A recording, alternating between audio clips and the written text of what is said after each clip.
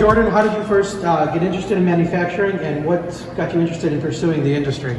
Well, because of the recent things that have been happening lately around where it's very hard to find a job, this was one of the things that throughout the pandemic still stayed strong. So it interested me because you can get a job in this field and it'll be a solid job you can have year round. How do you feel about the opportunity that you were given? That was a beautiful opportunity. It's probably the reason I attended this school, because all I needed to do was put in the work and get the grades, and they took care of the rest. What skills have you gained from your training here?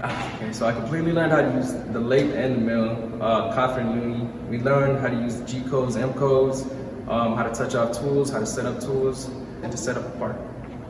The way Simple helped me was not only teaching me how to use this, but even after you learn, they help you find a job. Your teacher's never gonna get mad at you for asking questions. This is like a really safe place to learn and grow and potentially do this as a career.